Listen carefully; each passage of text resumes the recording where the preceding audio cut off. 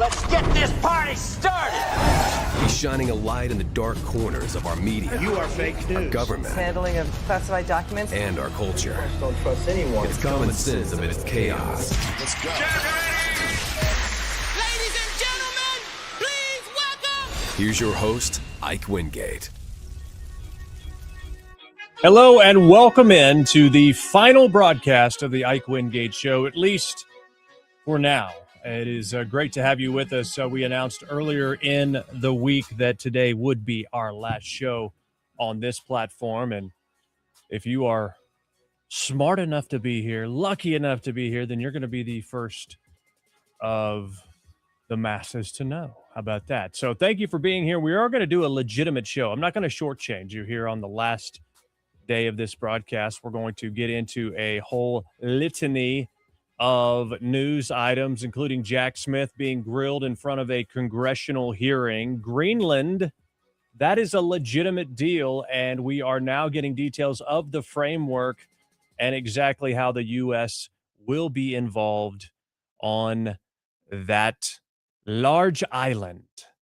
And the church protesters that interrupted that worship service in Minneapolis, the organizer and others have been arrested. What will be the fate of Don Lemon, disgraced former CNN host who is also president? We are going to get into that, plus an Epstein files update. Why haven't we seen the rest of those files? There's actually a good reason, and we're going to get into that. Plus, there's controversy surrounding a large amount of Venezuelan oil that the United States has seized. Thomas Massie is up in arms, says it's not legal. We are going to explore that. Plus, Candace Owens receiving a cease and desist letter from TPUSA. Oddly enough, she was under a contract with TPUSA, and they were paying her. And there were certain stipulations that she couldn't disparage the organization. Did that ever stop her? No. And did she disclose the fact that she was being paid by TPUSA? I mean, by her logic, she was in on the assassination of Charlie Kirk because she was misdirecting and misleading the public away from whatever the potential real reason could have been, right? I mean, that's her logic. I'm not saying it's true because her logic is extremely flawed, but we're going to get into that. And oddly enough as well, in the last year, murder rates have plummeted. How did that happen? How did murder rates go down? What happened? What change was there in the last calendar year? Oh, that's right. President Trump, a law and order president who protects innocent people, is the commander in chief, and the murder rates have plummeted under the Trump administration. And economists are eating crow today as the indicators for a strong future in the United States economically are out there and evident, and economists are eating crow about their previous predictions of a Trump economy not going well in the near term. So we will talk about that. And Jasmine Crockett has a new identity. Yeah. Little gun-toting Texan. That's what she is. Rootin' tootin', darn tootin', I tell you what. It's all fake. It's all political theater, and we're going to show that to you as well. And if you want to help us out, great. If you don't, then that's fine too. Who really cares at this point? Hit the thumbs up, repost the live. I see Bree has already done that. You can heart the post on X and repost. And that'll help us in the algorithm as well, whatever platform you happen to be watching on. By the end of the show today, I will tell you what is next for me. And in the meantime, I'll be giving you a legitimate show. If you want to support us, you can still do that financially, helping us cover our costs and the transition to what is next by making a contribution, $5, $10, $20 via Cash App or Venmo at IkeReport.com, Cash App or Venmo at IkeReport.com. Jack Smith being grilled today, and of course, he was the large architect of the witch hunt against President Trump, raiding Mar-a-Lago, etc. Jim Jordan eviscerates Jack Smith today in front of the world. You and Mr. Chairman, I yield back to you.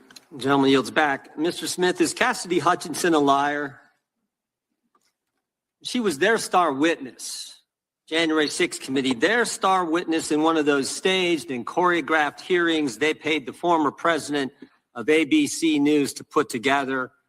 She was, in fact, the only witness at this special prime time hearing, Tuesday, June 28th, 2022, 8 o'clock in the evening. And she told some stories. I mean, these were some stories. She recanted, by the way, changed her story later on. I mean, she said that President Trump tried to grab the wheel in the Secret Service motorcade and take him back to the Capitol. I mean, and then later recanted. Isn't that odd? President lunged across the back seat, grabbed the steering wheel, tried to drive the car to the Capitol. And I just want to know, you think she was lying? Chairman Jordan, my assessment of that particular issue is that with respect to the testimony about the president lunging towards the driver, my recollection of her testimony about that is that it was secondhand. She had said she'd heard that from somebody. You familiar with the name Tony Ornato? I'm sorry. You familiar with the name Tony Ornato? Yes. White House Deputy Chief of Operations, Deputy Chief of Staff for Operations, right? You remember what he said about it? As I sit here right now, I do not. Yeah, he said it didn't happen.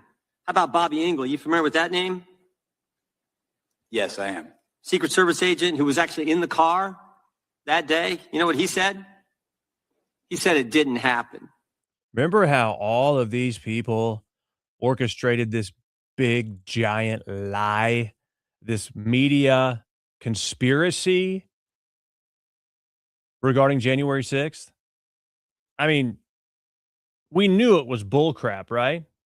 What sucks is it takes 5 years after it happens before it comes out into the public, and by then people have like, oh, we don't care. I mean, this is what's so frustrating about the deceit and the obstruction or the all-out propaganda and lies and these choreographed conspiracies, these choreographed lie campaigns, is we don't find out about it for years later. Justice is not swift. Exposure is not swift. It's all these years later that they finally called this guy up. And they both said the first time they ever heard this story was when Ms. Hutchinson testified in the primetime hearing as their star witness of the January 6th committee. By the way, did you ever confirm her testimony about this particular incident?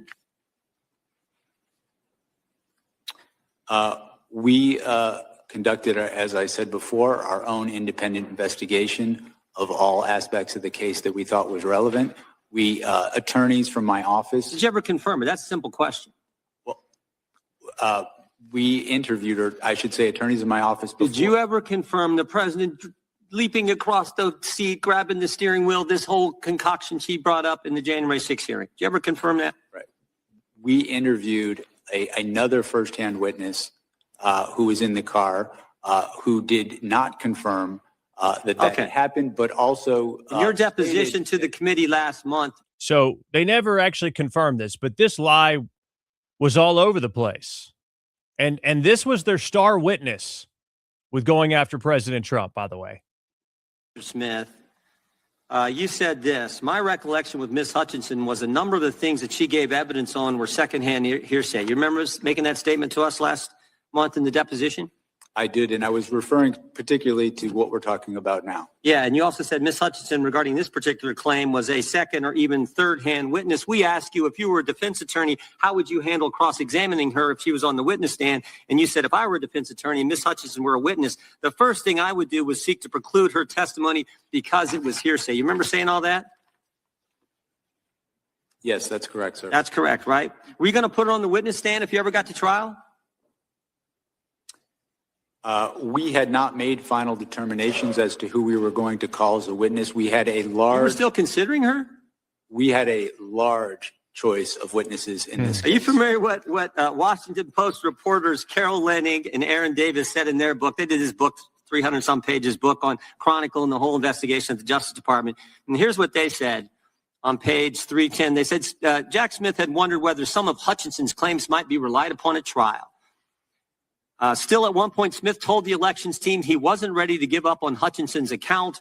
Ultimately, however, Trump administration officials uniformly, fiercely disputed her accounts under oath. Prosecutors on your team told Smith they wouldn't want to use Hutchinson as a witness in court, and Smith agreed. Interesting, huh? This was their star witness. Once again, Trump is proven right. Trump is proven right. He is vindicated. And Jack Smith was conducting nothing more than a witch hunt. This is the star witness who didn't even see these things firsthand, and they had direct contradictory testimony regarding the same subject, and he still continued. Are Carol Leonnig and Aaron Davis, who wrote this, are they lying? My recollection is that I certainly had not made any final determinations about who we were going to call. And that's the point. That is the point. The fact that they used her in a primetime hearing and you won't rule out using her, or didn't rule out using her, putting her on the witness stand when everybody knows she wasn't telling the truth, that says it all. That's the degree the left and Democrats were willing to go to get President Trump, putting on the witness stand someone everybody knows is making it up. Everybody knows that. And you were willing to do. By the way, you know how many times Cassidy Hutchinson was mentioned in their report, the January 6th report? Any idea, Mr. Smith? I do not. 185 times. Huh, that sounds like a star witness to me. Star witness. Look at this. Look at this, imbecile. Star witness. She was irrelevant. You are irrelevant. Totally wrong. Totally wrong. And you are blocked forever. I mean, it's the last day I'm going to be blocking people in the chat, so might as well have fun with it. Yeah, she was the star witness. She was what the January 6th committee based all of this crap off of. They ran with it. They promoted it. And she was a total liar. Total liar. She was also tampered with and changed her story by Liz Cheney. So you are the one that needs to shut the heck up. I'm not going to stoop to your level because you don't know what you're talking about. Of course, that person's blocked. They're not watching. But for the rest of you, let that be a warning. Someone that the whole country knows wasn't telling the truth, and you were still considering putting her on the witness stand because you had to get President Trump, and everybody can see that. We better take a Okay. So this just exposes very simply the tunnel vision, motivation, the obsession with getting Trump that Jack Smith had. And it is no question, no wonder, no disputing why all of his cases, were dismissed or dropped because it was a big nothing burger. All it was really meant to do, basically, it's aim. It's ready, fire, aim. Let's go ahead and just start shooting out these allegations, shooting out these indictments, shooting out these cases, and we'll worry about actually figuring out how to find him guilty later. The main purpose is to paint him as a criminal so he can't get elected president. And let me tell you, that backfired bigly. It was a total sham, total witch hunt. They were totally going after me because I am fighting for you. I announced I was running for president, and Jack Smith deranged. He's a deranged person, really. That's all they were doing. That's all it was. It was misdirection. It was wool over the eyes. That's all they were doing with these sham cases against President Trump. It's almost exactly like what they did during Crossfire Hurricane when They had some Oppo research that made allegations. There was no proof of it, and it was paid for by Hillary Clinton, and the FBI used it. And they didn't have probable cause to continue the FISA warrants. That's been documented well in the Durham report and other places. But they always thought, we'll get him on something. Keep approving the warrants. Keep surveilling. We will get him on something. And that's exactly the way that they went about this Jack Smith witch hunt. I mean, when Trump resisted this ridiculous witch hunt, then they went to the lengths of trying to charge him with obstruction. You're always going to be banned in the chat if you're spamming. So peace out. All right. So again, Trump is proven right, much to the disappointment and liberal tears of the left wing nut jobs out there. Let's talk about Greenland. Okay. People said, oh, Trump is crazy. Why is he doing this? Well, overheard at Davos. Take a listen. Gets everything we wanted, including especially real national security. It's everything we wanted, including real national security. International security. How so? Can you give us some details, please? Well, the deal is going to be put out pretty soon. So real national and international security, the deal is going to be put out pretty soon. A little hard to hear.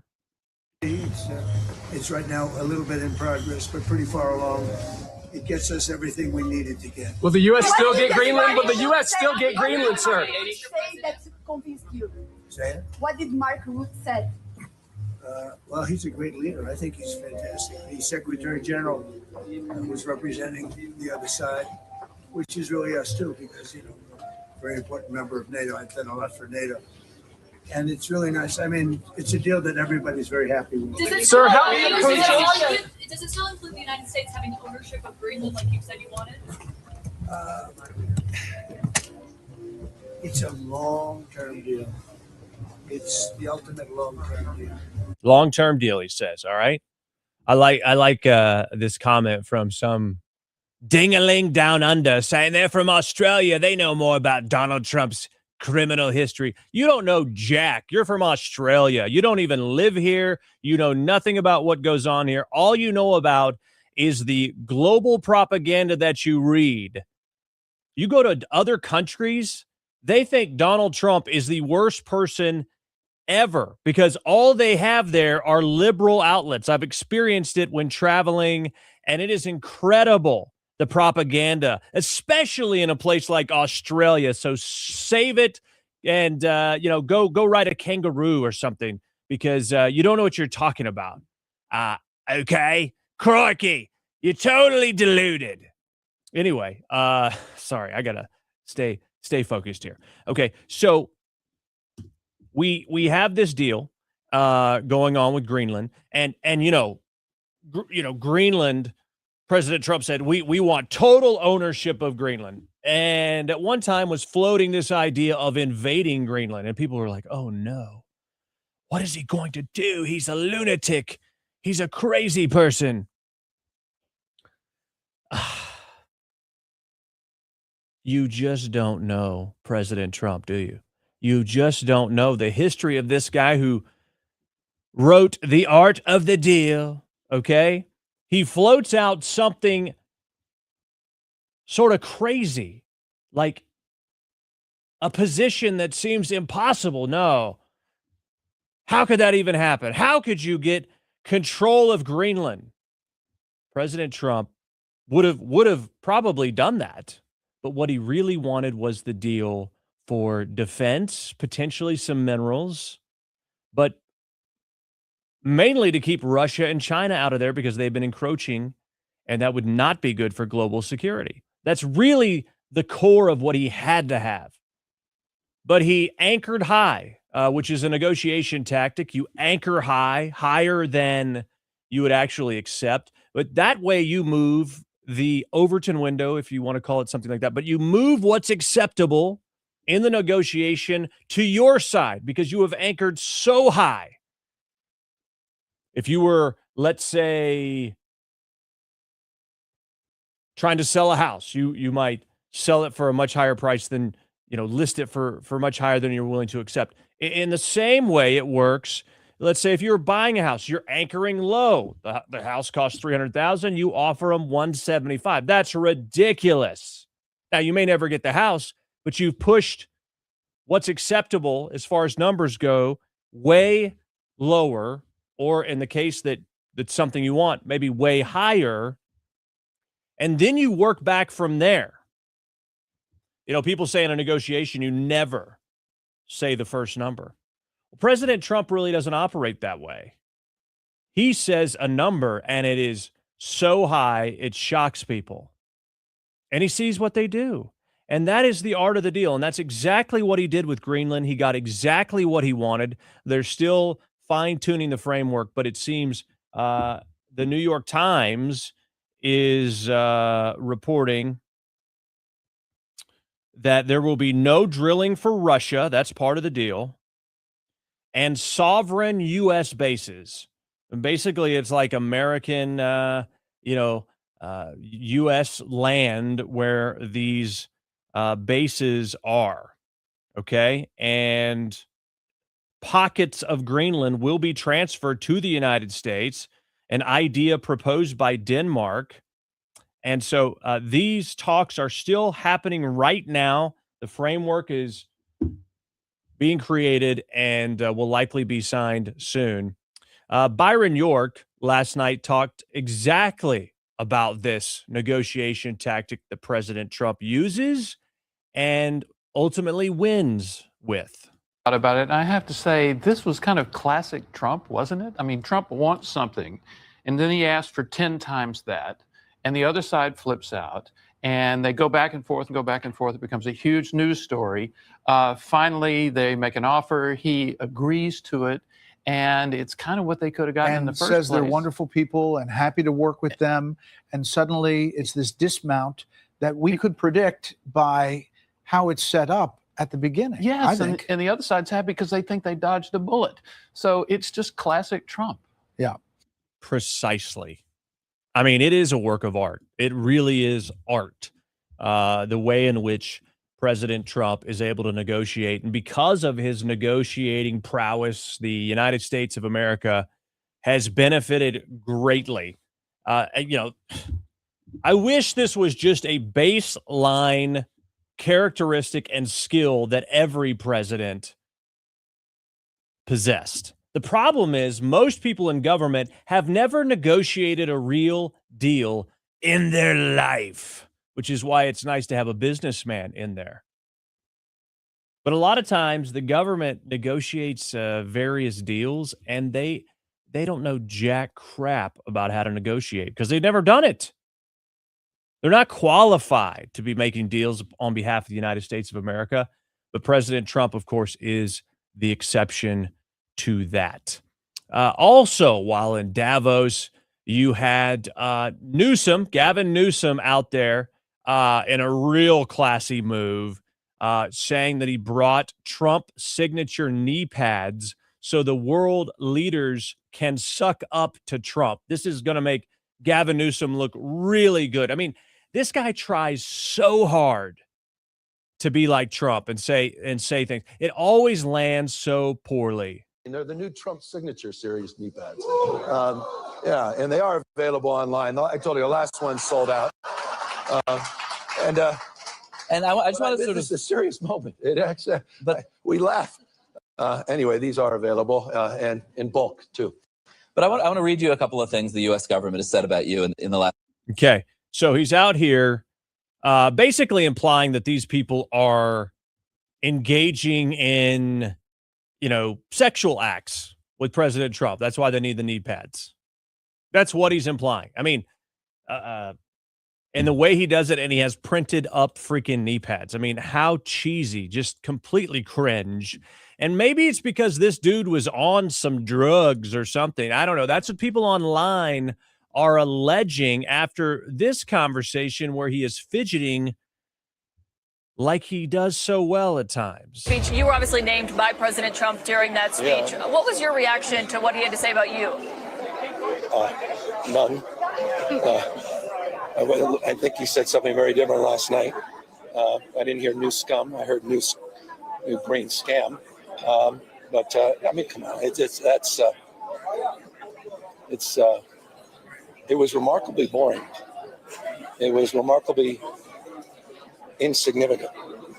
He was never going to invade Greenland. It was never real. So that was always a fake. And so he says, well, we should negotiate. Well, everybody here has been willing to negotiate for a year. So it had fire and fury, signifying absolutely nothing. Even by Trump standards, I was rather curious. And there was boorish parts of it, but those were not even that consequential, including name checking people he likes, people he didn't like. So, I mean, is he making any sense to you? He's just sort of rambling around things, not really coherently speaking. Maybe it's jet lag. I don't know. But this guy has a habit of acting really strange, especially with his arms.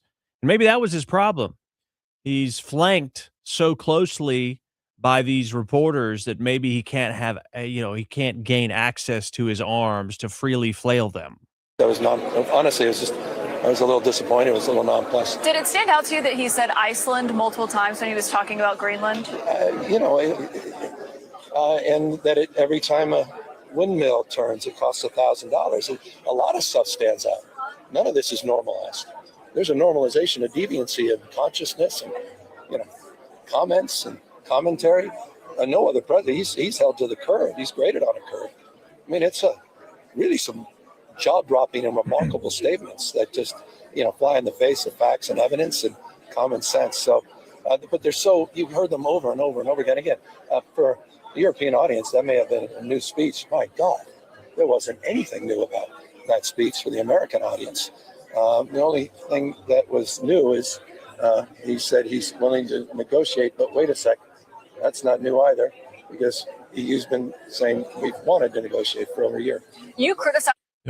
He didn't say anything new, but he said something new, but it wasn't new. I mean, anyway, again, he doesn't have access to his hands. And so maybe it was messing with his brain. But Newsom, a.k.a. Newscom, the guy who let California burn, right? Okay, what else do we have here? Okay, this is interesting. Another bit of info that happened at the at Davos. Howard Lutnick heckled at the Davos dinner as Christine Lagarde walks out. Okay, this is in the Financial Times. So I always double check to make sure this is a published article. It's based on this excerpt that we see here. And Lutnick was talking on stage and says that is why the transatlantic economic relationship is undergoing a fundamental, and then you hear a boo. Lutnick says, sorry, please quiet down. I was speaking. Again, an unknown voice says, I said boo. It's a colloquial way to show disapproval. Boo. I mean, anybody that says colloquial way to show disapproval, I mean, what a freaking nerd. Lutnick says, is that Al Gore? And Gore is sitting in the crowd and says, F you, Howard. Lutnick says, ow, come on, you're embarrassing yourself. Gore again, F you. Lutnick looked at the crowd and said, who gave the former vice president a second glass of Chardonnay? And then everybody laughed. And so you had Al Gore heckling Howard Lutnick at Davos. I mean, these people have lost their mind. They can't stand it. And you can get a flavor of it in some of the chat on YouTube right now. These people are beside themselves with how much Trump and his administration are winning, and how all of these global leaders really do want an audience with President Trump. They really do want to speak to him about ways to work together because they know this guy means it and he's a winner. And it drives people like Al Gore, who has tried to convince us of these climate scams. It drives them crazy because we're pulling out of these ridiculous climate accords and things like that. And they're losing their mind so much that they're resorting to booing and heckling in the crowd. I mean, this is a former vice president, totally deranged. And I love it. I love every bit of it. All right, now let's pivot over to the storm, the church stormers from Minneapolis. CNN just interviewed this woman who organized this whole thing, and it's remarkable because this woman claims they didn't rush into the church. They sat down and participated in the service. Now, we've seen the videos. We showed you the videos on Tuesday. That is an all-out lie. Indisputed lie. But the CNN anchor says, I'm not going to dispute that. These people hate you. They hate the truth, and they're nothing but a network of deception. We did not rush into that church. We actually went and sat down and participated in the service. And after the pastor prayed, that is when I stood up and asked him a question in response to his prayer. And then he responded to me. And then I proceeded to ask him about Pastor David Easterwood and how is it possible for him to serve as both the pastor and the director of ICE for Minnesota. And instead of responding to me, as soon as I said the name David Easterwood, the pastor says, shame, shame.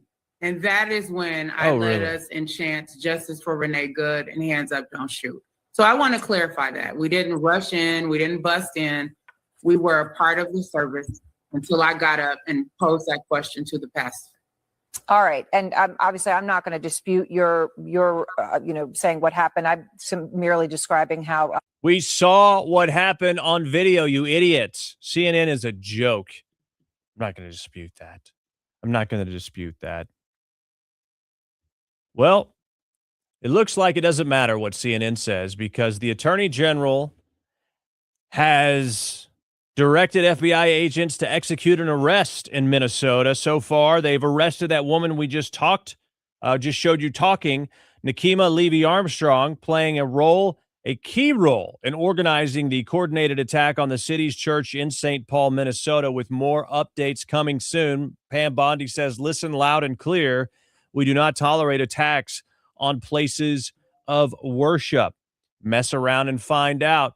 This far-left agitator who organized this church storming raked in over $1 million from an anti-poverty nonprofit. Does this surprise you at all? All of the freaking fraud that goes on, especially on the left, and it's almost always tied to these ridiculous paid protests.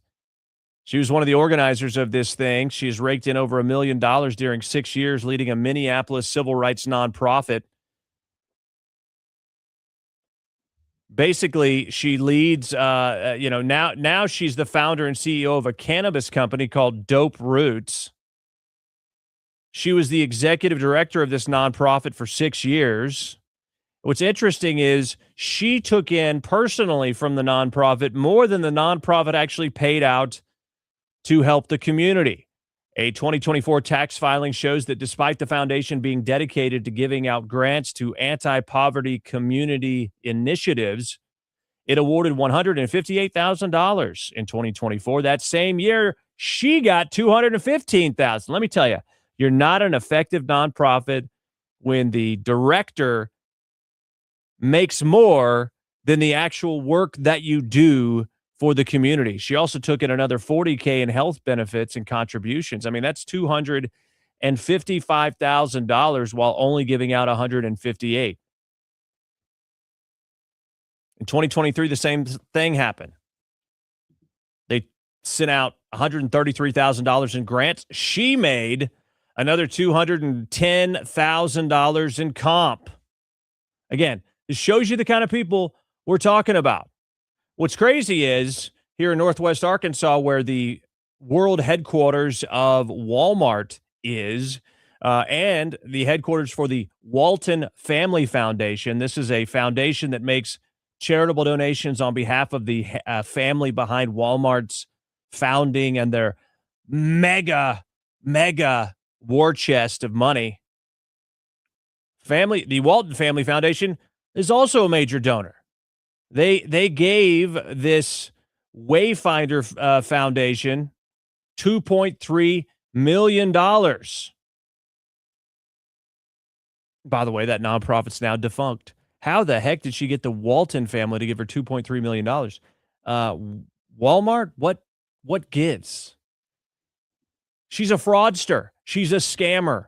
Now she owns a freaking cannabis company, Dope Roots. And she was one of the organizers of this church disruption. And now she's going to be in trouble with the law. The big question is, what about Don Lemon? He pretended to be a reporter, but he was there protesting. He was there talking about, well, protesting is hard. And he's like, we didn't even know they were going to that church. Really? He just happened to show up when walked in with them and then accosted people that were in there, arguing with them about whatever you were interviewing them about. How about that? What's going to happen to him? Interestingly enough, we go back to Newsom, who's asked about Don Lemon, and he pretends not to know anything. That's amazing. Yes. It's a remarkable success. Governor Newsom, really, thank you. Isaac, it's fine, dude. I'm not. Governor Newsom, you remember, I'm friends with Charlie. I was friends, obviously, as you know. Yeah, I always appreciate your interview. Quick question. You mentioned Minneapolis. Any comment on this Don Lemon charging those guys into the church like that? I literally, it's funny. Someone mentioned Don Lemon and Trump the other day, and so I have no idea what that's about. Big viral story. He had a bunch of agitators. They ran into some kind of church. Don Lemon. Into a church? Yes. You've been focused on this. No, it's not even at this focus. Literally don't know anything about it. Okay. Thank you. Thanks, Great. He literally doesn't know anything about it, really. It sounds like Jack Posobiec asked him. Okay, so you're the governor of California, and you are pretending to like be someone who knows stuff about stuff, and you've never even heard of it. Either he was lying, which he's very good at, or I mean, he's not a serious person. He's not a serious person. Okay, and now we find out about the future of Don Lemon's potential arrest. Multiple sources familiar with the proceedings confirm a Minnesota federal magistrate judge refused to sign a complaint bringing charges against Don Lemon in connection with that church protest. Bill Malusian reporting in the last 28 minutes from Fox News that sources tell him that the judge in this particular situation that refused to sign off on the arrest warrant for Don Lemon is Douglas L. Micco, and his wife works as an assistant attorney general in the Minnesota Attorney General Keith Ellison's office, who is completely in on the deception and fraud and everything that's going on in Minnesota. He based on what's been reported regarding this recording of him telling people he's going to defend these Somalis, telling the Somalis, don't worry about it. He's the guy who's supposed to be prosecuting him, but he's literally meeting them, and the meeting's recorded, and he tells them, don't worry, I'm going to make sure this goes away. Of course, yes, his campaign received a lot of donations, mysteriously. But, of course, the wife of the judge that turned this thing down with Don Lemon is closely connected to the swamp there in Minnesota with Attorney General Keith Ellison's office. Wilt Chamberlain chiming in on this and says, this is the kind of insanity that the DOJ has to deal with.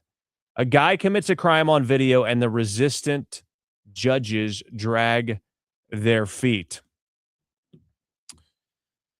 Okay, let's talk about some of the lies surrounding ICE. Now, one thing you can do for us right now is you can heart this post on X and repost. Please do that right now. I haven't seen anyone do that yet today, which is a little, well, that just sucks, actually. Come on, please help us out.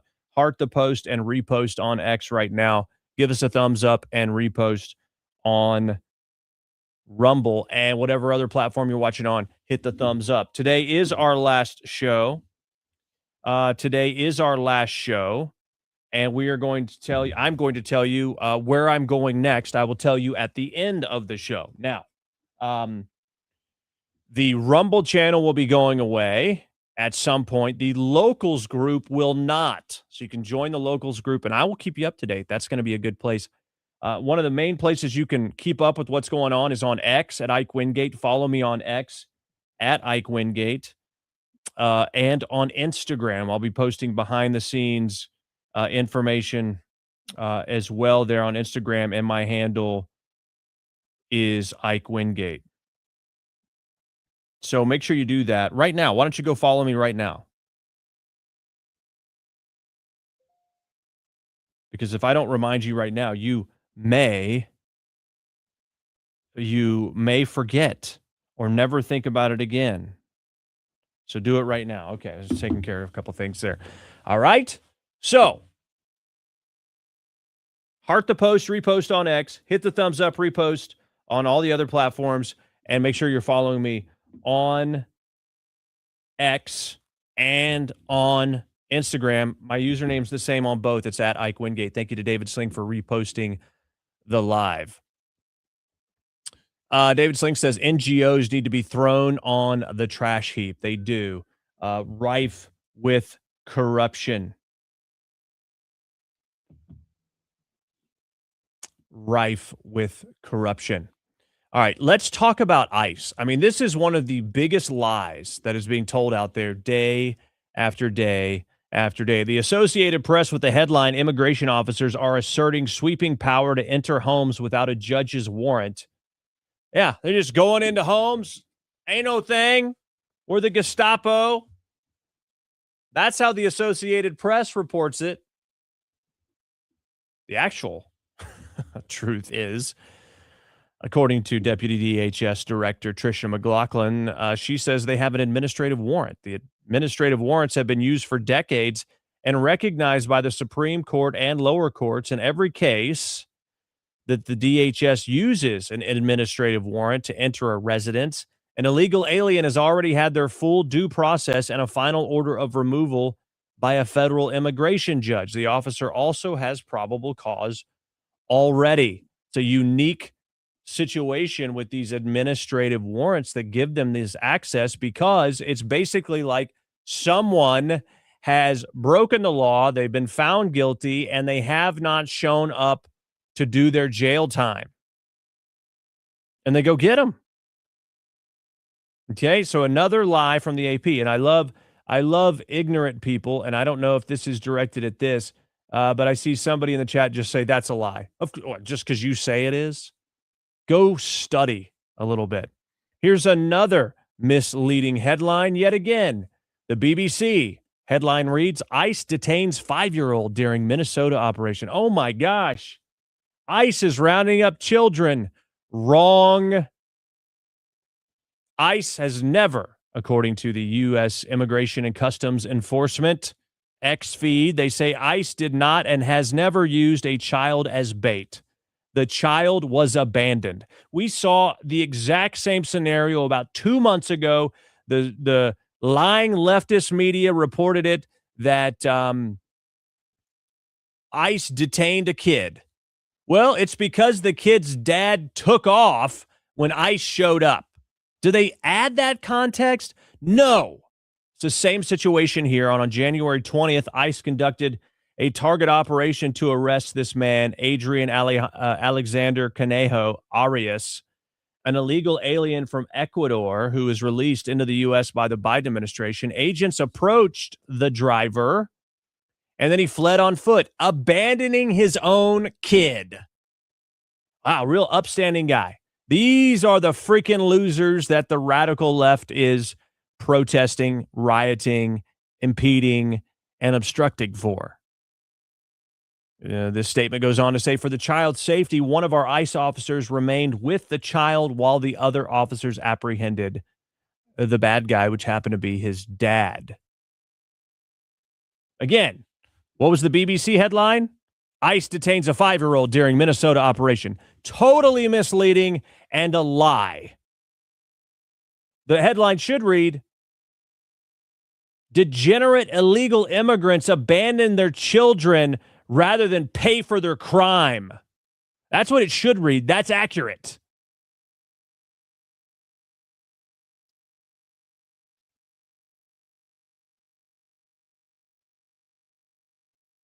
They also remind people at the very end here, parents can take control of their departure and receive a free flight and $2,600 They've really upped the payout here. $2,600 if you use that CBP Home app.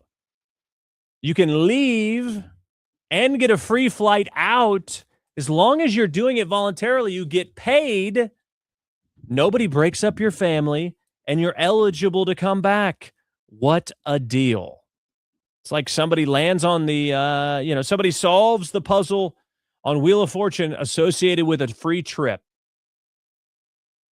And that's basically what happens for these people. I mean, incredibly generous.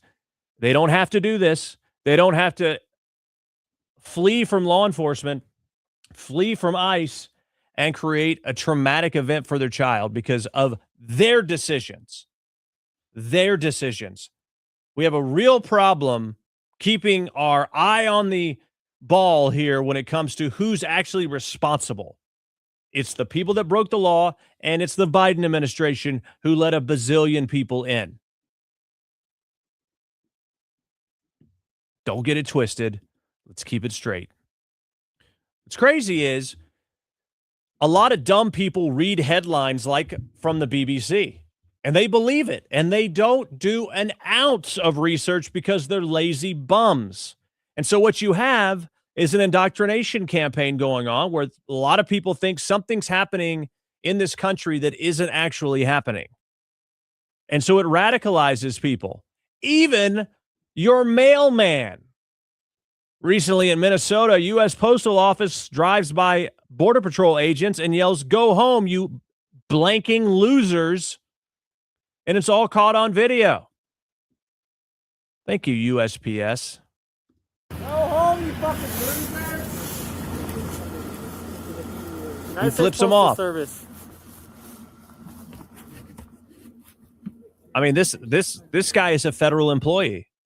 Believe me, this guy will not have a job very long.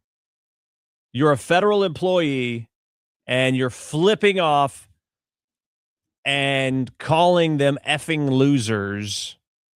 Yeah, that's not going to end well for this mailman. But that's what I'm saying. These people buy into the propaganda, and they feel emboldened and think that this would be somehow an acceptable way to behave, which is exactly like the situation with Renee Good, where because she has been indoctrinated, she thinks it's a good idea to obstruct and create chaos and block streets and honk the horn. And then when officers tell her to stop and tell her to get out, she disobeys them and drives her car into them. And then her lover says, why did you use real bullets? I mean, these people are disconnected from reality, and outlets like the BBC who promote and perpetuate these lies are complicit in the indoctrination of these radical leftists and complicit in their death. There's a lot of people out there that have zero critical thinking ability, and it's just about emotion. And that is why for the vast majority of people that you see involved in this garbage is white liberal women who are largely alone. They hate men because they're so miserable, no man wants to be around them. And not only do you have indoctrination going on and propaganda going on and a lot of misleading and deception, because you have this environment of people just assuming ICE is the worst rather than understanding the context of these situations, people are allowed to take advantage of it. Case in point, parents who raised $170,000 online by claiming ICE gassed their kids on the way home from a basketball game have found to be lying about the whole thing. Color me unsurprised. They lied about the whole thing. ICE never gassed their kids. It never happened. Yet dummies online who were emotionally manipulated gave them $170,000. This is what I'm talking about. You have a rampant delusion epidemic that's going on inside of the United States of America on the left.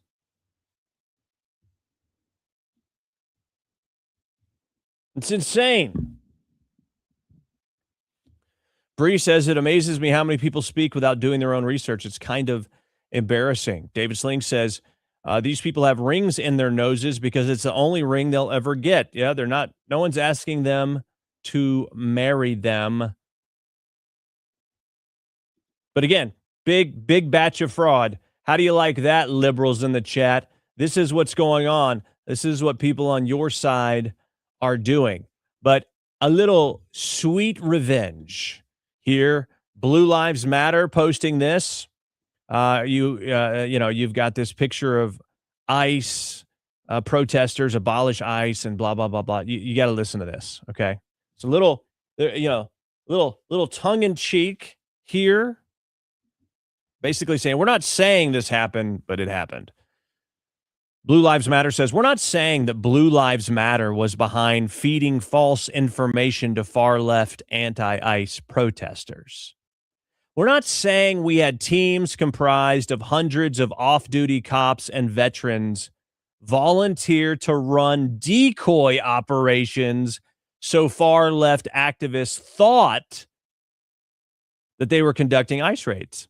These off-duty cops driving around pretending that they are conducting these ICE raids. It goes on to say, we're not saying they were in fact just driving around in what appeared to be unmarked vehicles with tinted windows, drinking coffee and listening to Guns N' Roses, being chased down and surrounded by protesters. Oh, these cops driving around, retired and off duty in unmarked vehicles, tinted windows, drinking coffee, and playing Guns N' Roses. They close out and saying this. What we are saying is that if it did happen, it sure worked remarkably well in 9 different states, allowing actual raids to successfully take place unimpeded, helping support the capture of hundreds of criminals. Combat veterans, off-duty officers, and patriotic Americans have had enough of the radical left and are being activated across the country to back our law enforcement. And they're smarter, more skilled, more driven, better trained than the left, and actually enjoy sitting in a deer stand for days on end, just waiting. So basically, these cops ran a massive misdirection operation, a massive decoy operation, and in 9 different states distracted these nut jobs while ICE was able to carry out their orders and enforce the law unimpeded. It's beautiful. That is a masterpiece. That is fantastic. And it should happen everywhere as often as possible because the local law enforcement in Minnesota is not helping. So why not beat them at their own game? I think it's brilliant. I love it. Best thing I've read all day. You like that?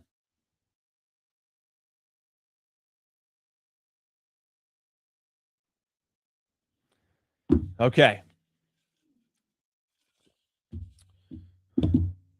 About an hour in, we got more stuff coming up. Want to let you know we'll be announcing this is our last show, very last show on this platform. We'll be announcing what is next coming up. And so and here you go. I call BS on that story. I call BS. Okay. You know what? Go do something productive because you are given information that's sourced from the sources that are involved in it, and you still say it's not true. Then nothing's true. Bugger off, man.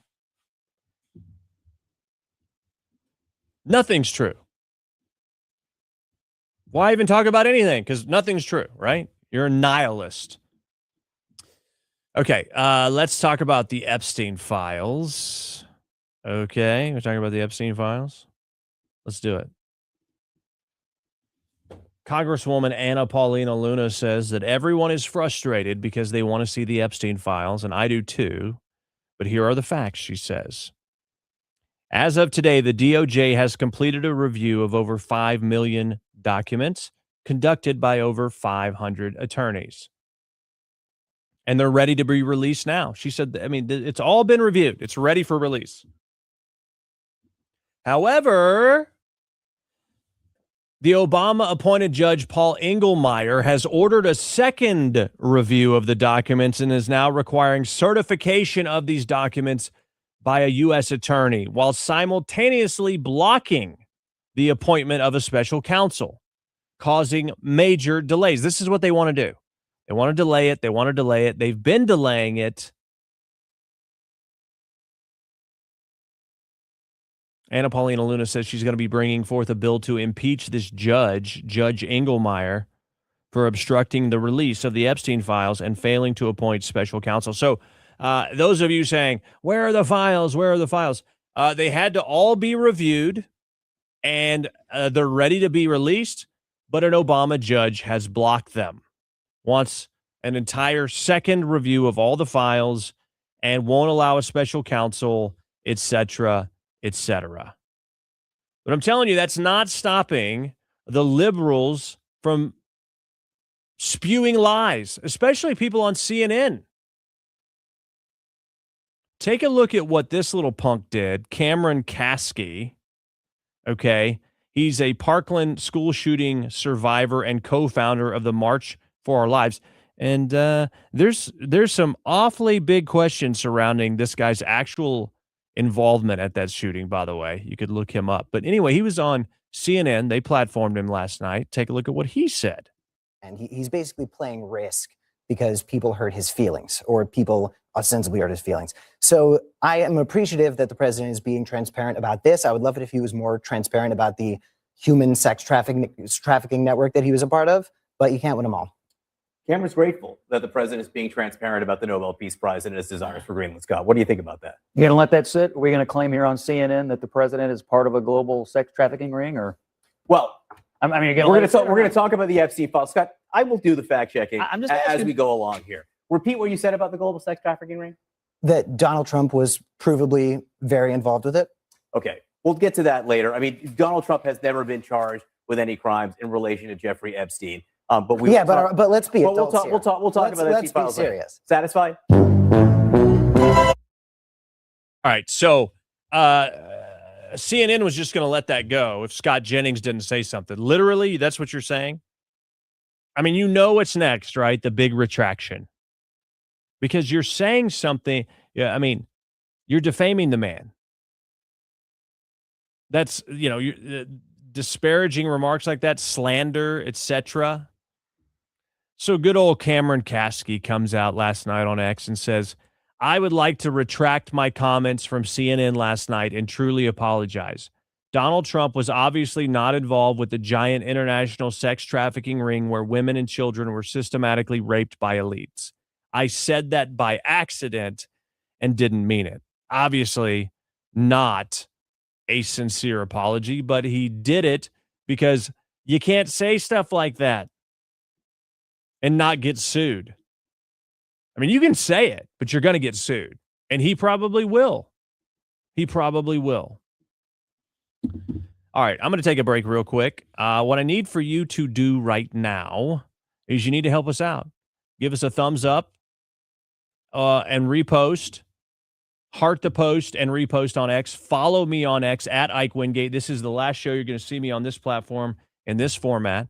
Follow me on Instagram at Ike Wingate. If you want to become a member of the locals group so you can stay up with what's going on, you can join that on my Rumble channel right now. It's a red button that says join. If you go to my Rumble channel to the live broadcast at rumble.com/the Ike Wingate show. It's a bittersweet day, but we're going to give you a real show, and we got more coming up. Stay where you are. Oh, hey.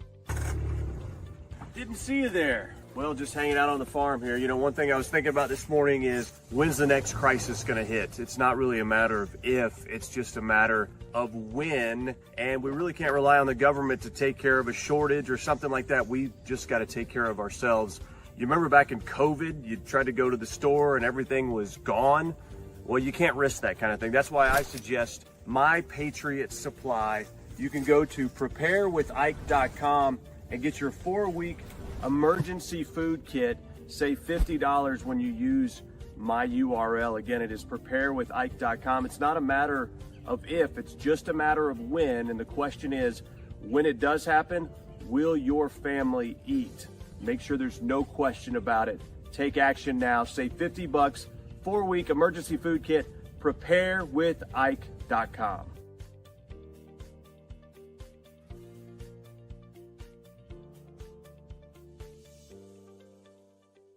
Fourscore and 7 years ago, there used to be men in this country. Now this country's full of a bunch of weenie men. You think about all the stuff that's in the water, plastics, microplastics, there's estrogen everywhere. In fact, compared to 100 years ago, men have half the testosterone that they used to.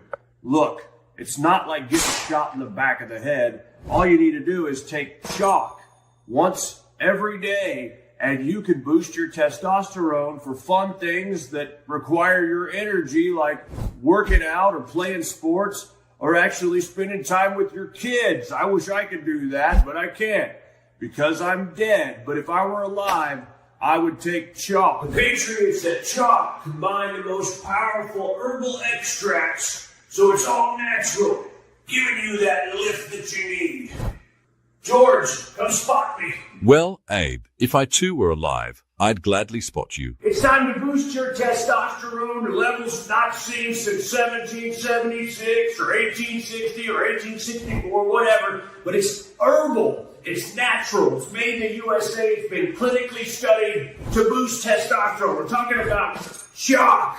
Okay? Stop being all weird with this trends and everything else. We didn't have that back in my day. We had real men. It's time to get boosted back to those levels when men were men and women were women and there wasn't anything in between. Right, Mary? Yes, Lincoln. That's right. Get chalk. IkeWingate.com. Get chalk. If you want to be like me, get chalk. Except for the dead part. Okay. IkeWingate.com.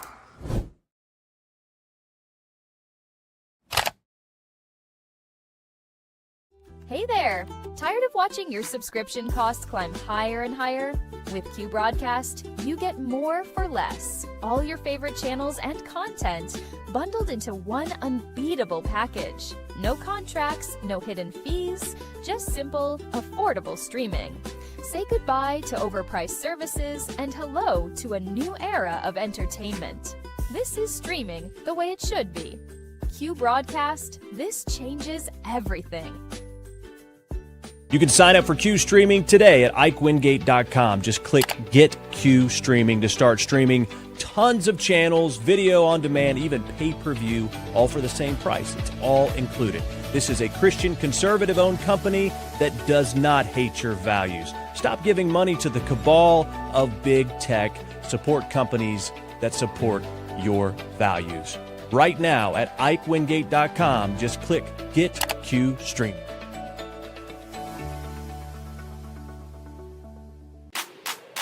Independent, true, and unafraid. Now back to the Ike Wingate Show.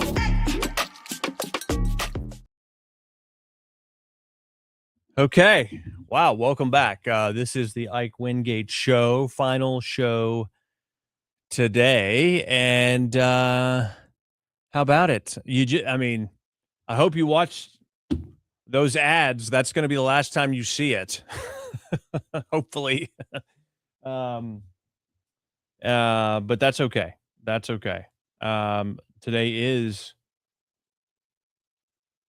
our last show. Hold on one second.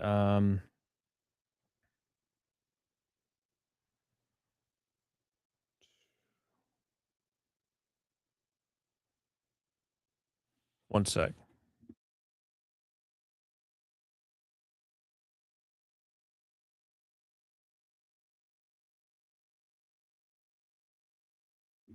All right.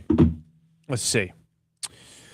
Woo! All right, we still got more to get to, and then we're going to tell you what's going on, why this is the last show, and what's next. But as I told you, you need to make sure you're following me on X at Ike Wingate, following me on Instagram at Ike Wingate, and then, of course, join our locals group on Rumble to stay in the know. You can still support me too. I'm not going to be mad at you if you still want to be part of the crew that helps support what we're doing. And you can do that at ikenation.locals.com. All right. Talking about a couple more things here. Let's talk about Venezuelan oil. Polymarket reporting that the U.S. acquired 7.9 billion liters of oil from Venezuela. Right? Do I have the numbers right here? There's a lot of zeros.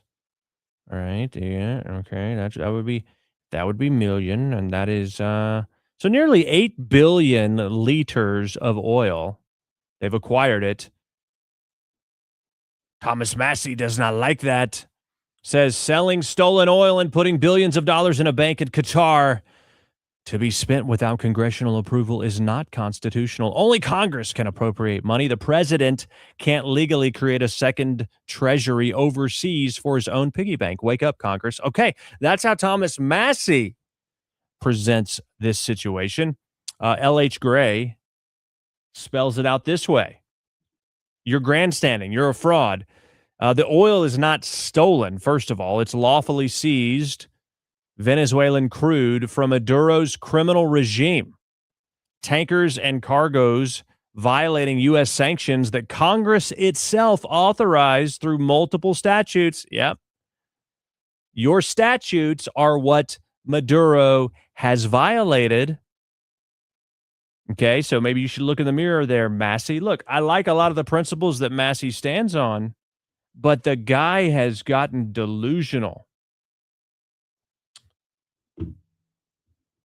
Goes on to say the executive branch under IEEPA powers, Congress delegated, blocks, seizes, and forfeits sanctioned property. The executive branch under the powers, the IEEPA powers that Congress delegated, allows the president to do this. It's not theft. It's enforcement of law against a narco-terrorist state that has starved its people and funded Hezbollah. Calling it stolen makes you sound like a Maduro apologist or a useful idiot. Let's see. The allegation that the funds are being funneled into Trump's personal piggy bank. The funds from these sales are parked in a protected Qatari account precisely to shield them from predatory creditors, because Venezuela owns money to ConocoPhillips and others, Crystal X, etc. They hold billions in valid U.S. court judgments against Maduro's regime. So if somehow there's money associated with Venezuela, these companies are going to take it because they rightfully have judgments against them. But what Trump is doing, he's not trying to hurt the oil companies, but because it's Venezuelan oil, he's putting it in this Qatari account to preserve the money to give to the Venezuelan people under a future legitimate government, not let it be siphoned off by vulture funds in U.S. courts. It's a textbook sanctions policy with a neutral offshore escrow to prevent asset dissipation, right? Pretty freaking clever. We've done variants for Iran, Russia, and Afghanistan. It's strategic. It's not corrupt. It's not for President Trump. And only Congress can appropriate money is constitutional illiteracy. These aren't U.S. taxpayer dollars drawn from the Treasury requiring annual appropriation. Ha, ha, ha. Ding, ding, ding. Little bit different, Thomas. They're forfeited foreign assets. They're proceeds of sanctioned property, and the Congress doesn't really have any oversight over that. The executive has longstanding authority to manage, liquidate, and direct such funds under existing statutory frameworks without new line item appropriation each time. If every seized tanker needed a separate vote in Congress, sanctions would be toothless, he says. Your purported originalist reading collapses the moment you touch reality. And he goes on to say, you're not defending the Constitution, Thomas. You're posturing for clicks. And that's really what he's become, unfortunately. and he's just eviscerated from a legal standpoint. All right, Candace Owens has received a cease and desist letter from TPUSA over her Charlie Kirk conspiracy theories, saying she violated a non-disparagement agreement. That's according to Owens on a video. On video calls December 4th and 15th, I requested a retraction of Miss Owens Farmer's disparaging statements. Is that her like married name? Candace Owens Farmer? Retraction regarding these disparaging statements, and again provided notice that the injuries caused by her statements are substantial and continuing to accrue. She declined to issue a retraction. To the contrary, she stated that she doesn't feel any differently about the people that she mentioned on the show. And blah, blah, blah, blah. December 2nd, I highlighted Ms. Owens' ongoing contractual, that's a hard one, contractual obligation. It's a contractual obligation. She was not supposed to make any disparaging, false, misleading, or otherwise defamatory comments about TPUSA or its employees, et cetera, et cetera. There is a speaking agreement that she signed where she agreed not to do that. And she was paid as part of that agreement. And her agreement remains in effect for 12 months following the term of her agreements, which were terminated on December 2nd, 2025. Now, it is believed, yes, that Charlie Kirk was going to have her speak again on stage with TPUSA. She signed a deal to do that, which money was attached. So she was under contract during the time that she was making all these allegations about Charlie Kirk. And specifically in that contract says she was not allowed to make disparaging remarks, and they weren't allowed to make disparaging remarks about her, which is probably precisely why they haven't called her out specifically, because they were honoring the agreement that they were under through this speaking contract. They tried to do it the right way, meet with her directly and calm it down. And Candace Owens agreed for a little while, but just got worse and worse and worse. And now they finally just said, you got to cease and desist. And now Candace Owens is making out to be this, that's what a rich girl does when she says, oh, my daddy's more powerful than yours. I said this in early December that Candace Owens is done. She's done. Mark my words. It's the middle of the end. The beginning's already begun. We're getting to the middle of the end, and then there's going to be the major crash out at the end. Bree says, yes, Farmer is her marriage name.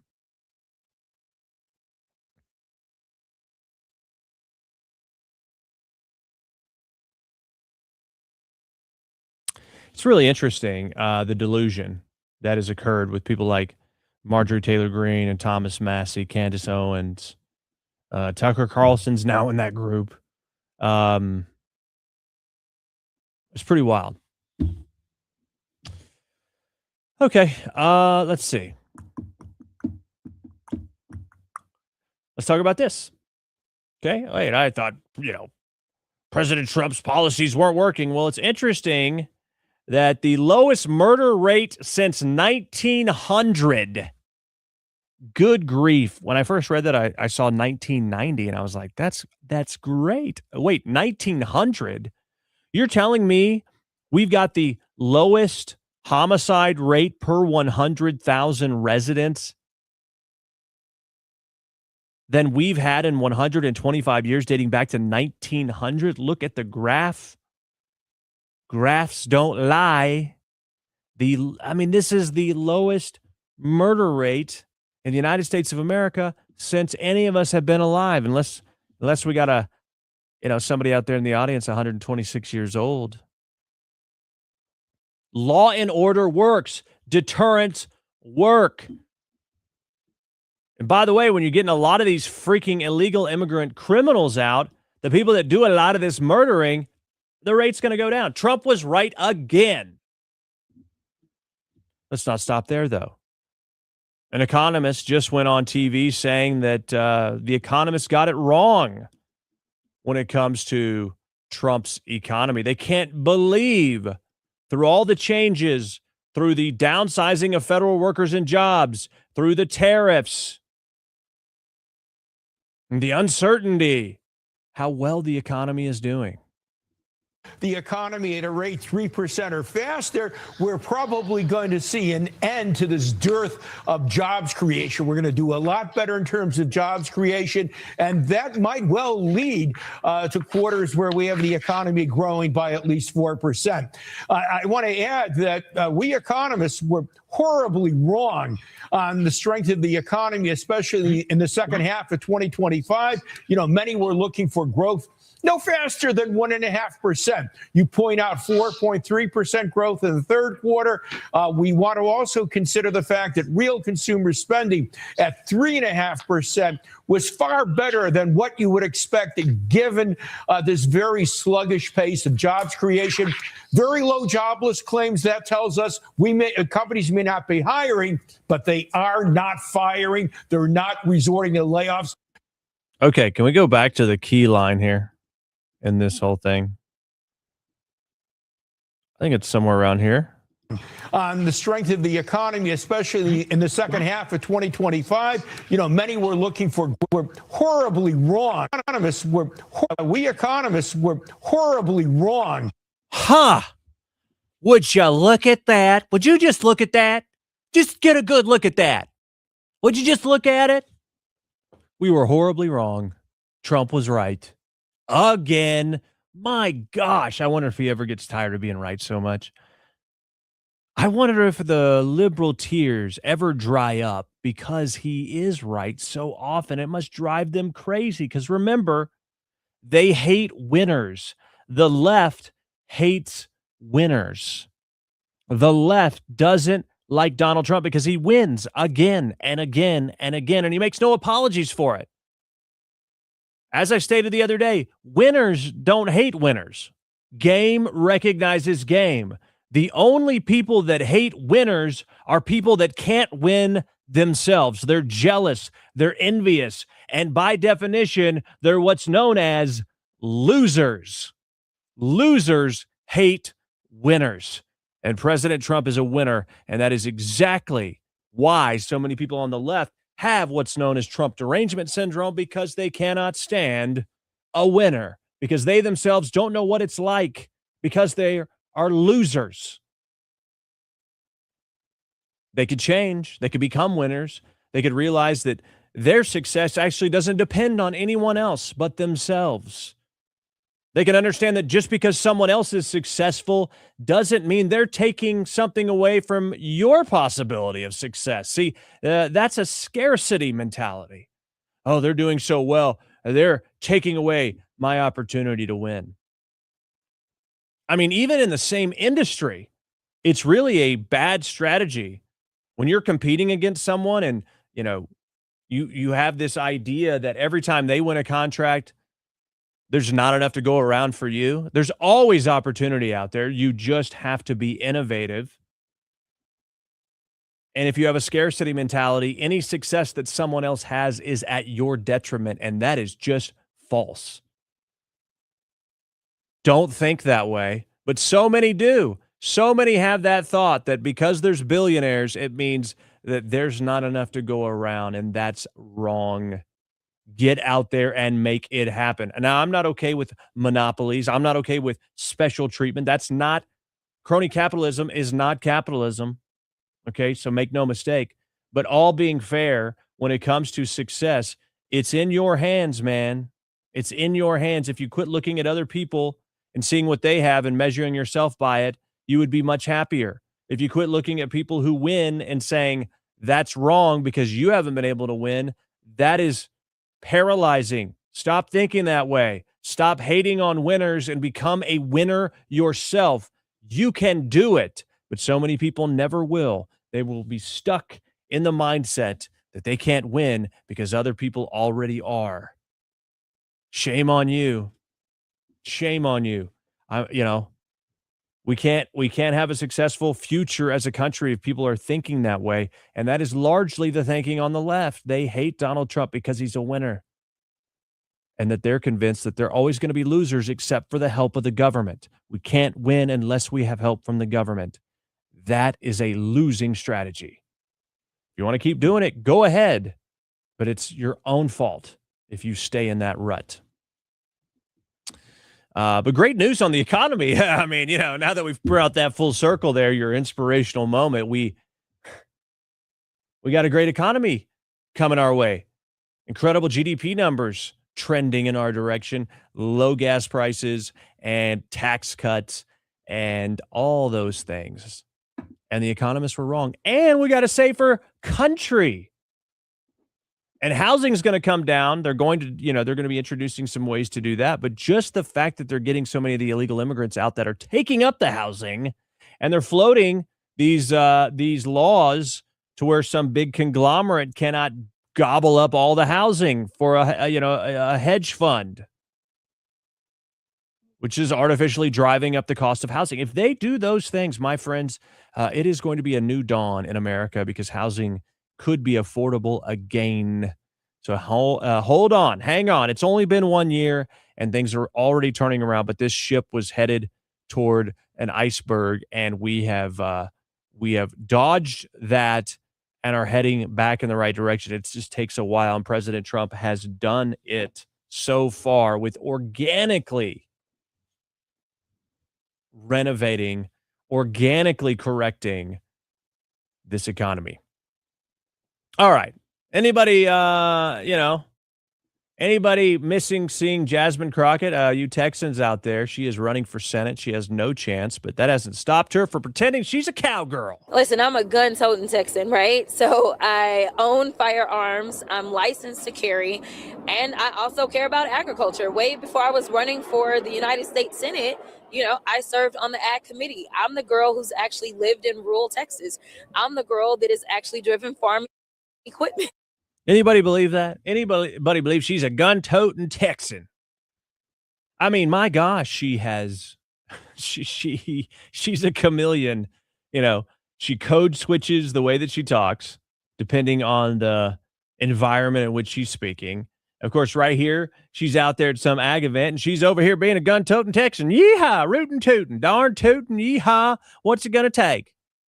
I've driven farm equipment before. I was on the Ag Committee. Who gives a rip? That's probably the committee they give people who don't have seniority yet. I mean, come on. Come on. One more time. What did she say? A gun-toting Texan. Listen, I'm a gun-toting Texan, right? Listen, I'm a gun-toting Texan. Yeah, whatever, dude. You might be, but you ain't the kind of gun-toting Texan that Texans like, and they see through your garbage. They see through your garbage. All right, check this out real quick. YouTuber Rachel, Miss Rachel. I mean, who are these people, right? But she broke down in tears after her followers saw that she liked an anti-Semitic comment. She liked a comment that said something about... I can't remember what it actually said, but she says it was an accident. She's on here crying. She's been like a pro-Palestinian voice out there. But she's crying because someone brought it to her attention that she liked this comment. Basically, she got found out. I did a comment and I accidentally hit like and hide. I don't know how or why. You accidentally hit like and then also hit hide.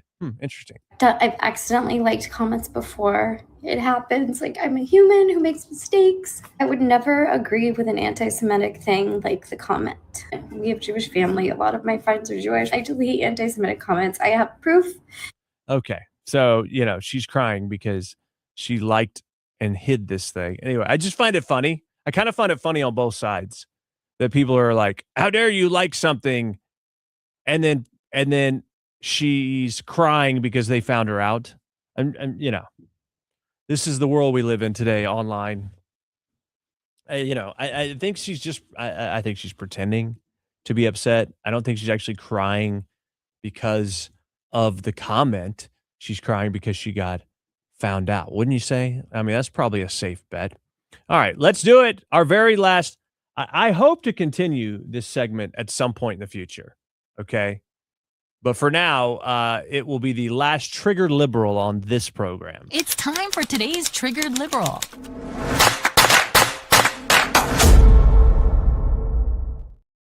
We know that liberal white women are the worst, aren't they? Even, or especially when it comes to ICE. They can't stand it. You push me in. You're taking it. There's probably some bad words on here, just in case some young ears are listening. This guy's being detained at a Home Depot. And they you know, again, they don't know who this guy is. They don't know what he did, but yet they'll sure act like they know and that they have some kind of authority over federal law enforcement. Before I can take a phone number from him? You need to stop. You need to stop kidnapping people off the fucking street. 100%. You just dragged him away when I'm trying to call his family for him. You're making an arrest. You need to stay Show back me your from my arrest way. warrant then. Show me your arrest warrant. I don't need to show you Not anything. because you're a liar. So she can call the criminal's family for him like he's such a victim. And then she demands, some random chick in yoga pants in the parking lot, is demanding that federal ICE officers show her the warrant. Who the heck does she think she is? Not an interested party. You have no right to see that. Stop! You guys are kidnapping people off the fucking street. What's interesting is she has no idea who these people are. I mean, they could be taken in for rape. I would just say, you know, if you're going to defend the ICE agent if you're going to defend the illegal immigrant, then you must take the illegal immigrant home with you for 24 hours. I mean, this woman would come back half dead. More than likely. We good? Yep. Yeah, because what? Because someone came over to help them, you have to rush and get them in the fucking car? You're being obnoxious in the lady. Not being obstructive. You're being obnoxious. I'm not being obstructive. You're being obnoxious. 100%. 100%. You guys have no conscience. Yep. If you're doing something right, take your mask off then. You dox them, you lunatic. That's why they have to. They didn't always do this. Cowards. And unmarked cars. Look at me. I was trying to help them and you have to hurry up and get out of here. Yeah, they're taking the people to jail, you dummy. They wouldn't be in unmarked cars if you people weren't terrorists. You.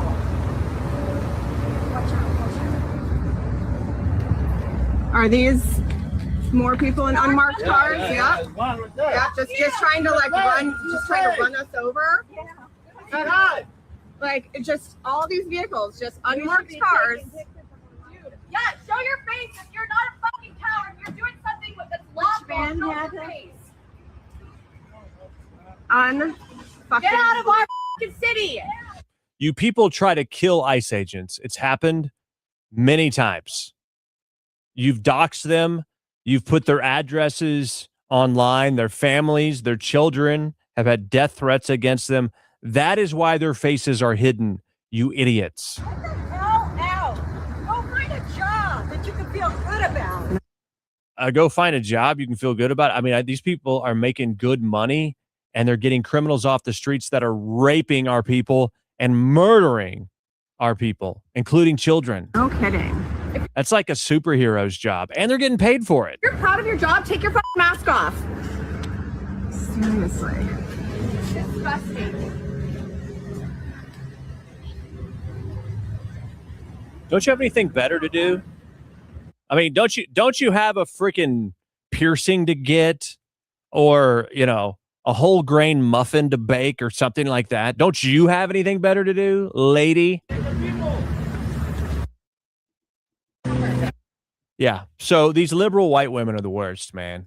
They are the absolute worst. Don't you have anything better to do, for crying out loud? Anyway, there we go. Wrap it up there. It's time for today's Triggered Liberal.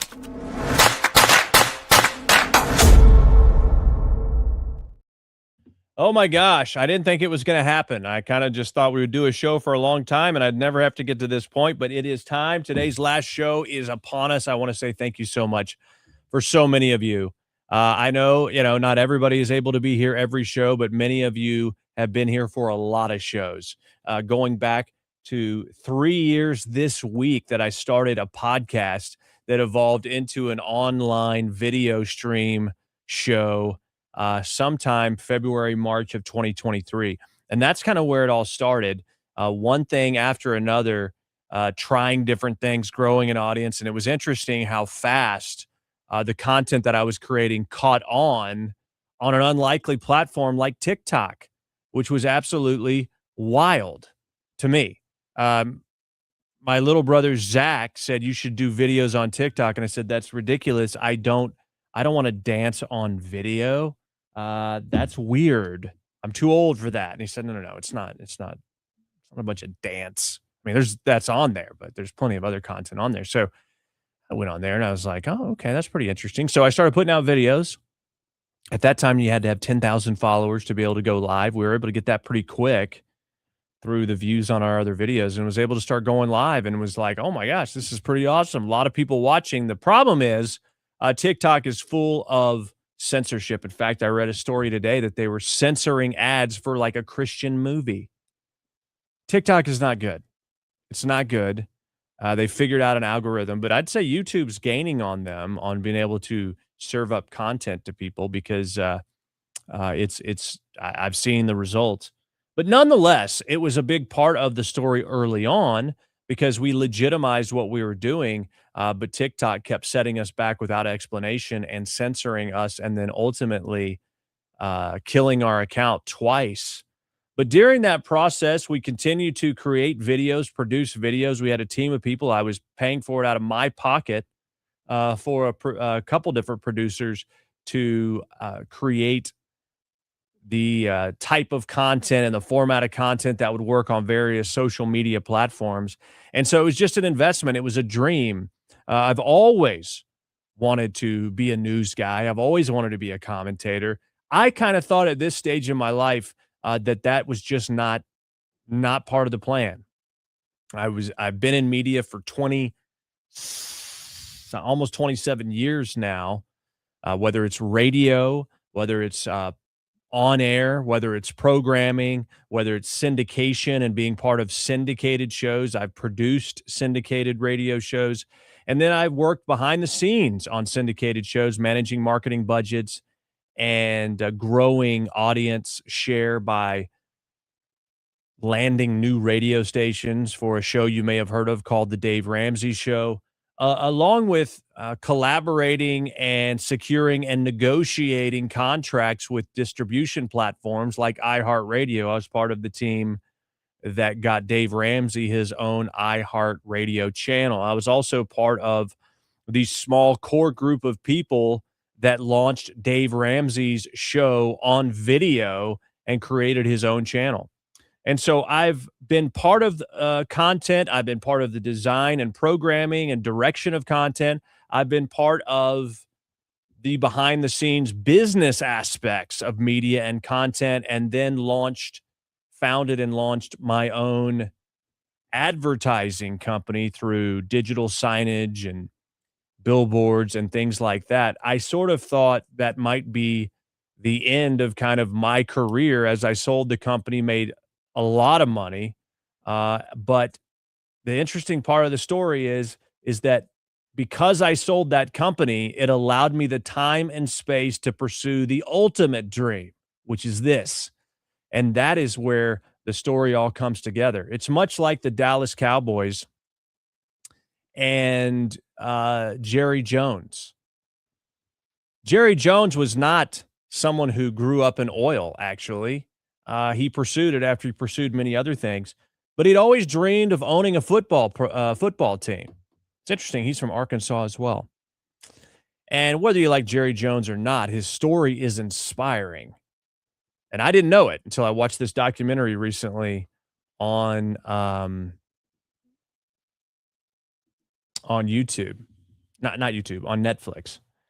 And basically the way that Jerry Jones summed it up was, I was able to pursue the dream and sell it so I could pursue the ultimate dream. And it was through success in oil and being able to sell that company that he was able to pursue his ultimate dream to own a football program. And I find, some relatability in that story. Obviously, a much larger scale for Jerry Jones than myself and my wife. But that's exactly, as I look back, what has happened because of the success of selling that company. And allowed the time and space to be able to pursue the ultimate dream, building my own state-of-the-art studio in our home and being able to create this professional environment, this perception of, hey, this guy looks legit because his setup is legit, his sound is legit. And it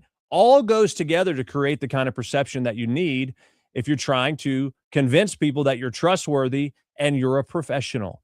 And that's exactly the purpose it served. There were times when I wanted to quit. There were times when I thought, this is ridiculous. There were times when we just had setback after setback after setback. And mind you, this entire time, I have a wife and children, and I am pumping money into something that is not making money. It is a money pit. Now, we were able to raise funds from people, but it's never even come close to being able to pay for just my out-of-pocket expenses. And that's not me, being ungrateful. That's just telling the reality is every contribution that was made certainly helped mitigate that large cost. And so many of you are part of that, that helped us in helping bridge the gap to at least stem some of the bleeding. And we had some pretty good months where we actually broke even. But through the large investment on the front end and the many months of losing a lot of money, it's money I'll never get back, but it was an investment in belief. It was an investment in the dream.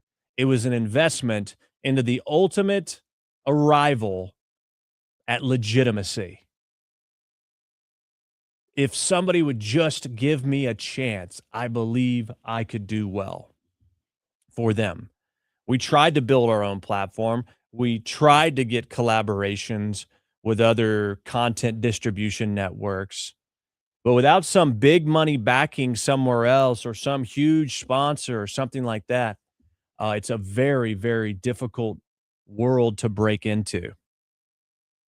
And so there were plenty of times I prayed to God, what do you want me to do? Because we're doing everything we can and we seem to never be able to break through. I landed a pretty large sponsorship about a year and a half ago. When I was about to give up, we landed a big sponsorship. It was pretty sizable, and it went a long way to say, okay, this is viable. 2 weeks after we launched that sponsorship, they backed out and changed the rules on us that we agreed to for the key benchmarks for success. They just pulled the rug out from under us. It was really, really disappointing. At the same time, TikTok banned our account.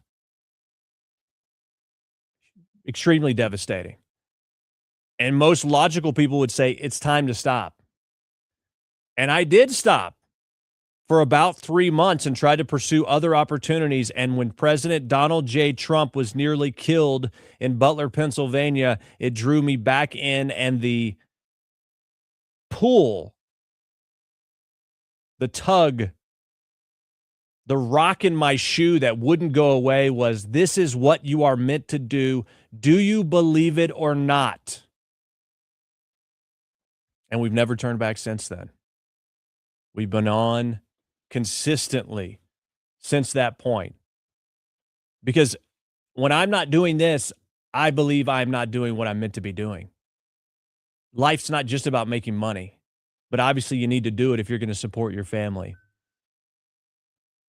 And so we stayed at it, and through the generous opportunity from Newsmax, was given the opportunity to start appearing on the network, given that opportunity directly by the CEO, Chris Ruddy. And I thought that was going to pave the way, but 2 long years of working and doing these appearances, we were able to get the contributorship to be paid to start appearing, which was a huge deal, but it still was not enough to support my family, but an incredible opportunity. We agreed that we would work together to develop the possibility of me doing a weekend show. And so I waited for about 6 months thinking that maybe that opportunity had passed me by. You know, I went to New York in August and was on air for a few days and had a very, very, very warm reception and loved all the people there. It was incredible. I was asked by one of the executives at that time, would you ever move to New York? And I immediately answered, no, that would never work. My wife would never do it. He said, well, my wife doesn't live here. I see her on the weekends. And I thought, I can't do that. I love my wife, like seeing her too much, and my kids too.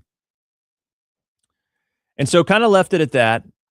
But my prayer has been for the last 6 months, God, wherever, well, longer than the last 6 months, but especially the last 6 months, has been, I will go wherever you send me. Wherever you send me, I'll go. I just want to be useful. Charlie Kirk's assassination was another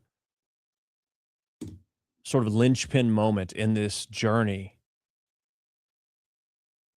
where I couldn't imagine doing anything else but being in the fight for truth. If anything, Charlie Kirk exposed that so many of our lives, what will they be about when we're gone? I mean, ultimately, it's about eternal hope and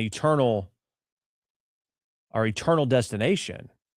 But what do you do with the time you're given here? What are you doing with the skills that you've been given? Or maybe the financial blessings that you have. What are we doing with them? Charlie Kirk's death was a spotlight in the face to me, realizing that if I breathed my last today, did I come anywhere close to being a good steward of the gifts God has given me? And have I left my mark, not for my sake, but for the sake of truth and the sake of the greatest hope, and that is Jesus Christ? What have I done? Not enough. So the urgency began to spin up in me to get about doing what matters in this life. And I believe getting the truth out there is a noble cause because it's not very popular. You take a lot of flack for it, and sometimes you could even lose your life for it. I believe it's noble. I believe it's righteous. And I believe it's absolutely required in my life. And so all of those little things had to happen. And eventually thinking, what if there was an opportunity to go to New York? I was wrong. My wife's willing to do it. Because she sees how important this mission is, and she believes in me. Don't try to talk her out of it, okay?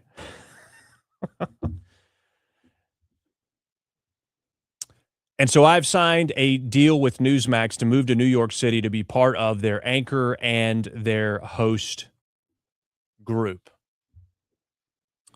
I can't disclose all the details. Some of them are unknown at this time as far as where I'll be and what I'll be doing, as far as the time of day, et cetera, et cetera.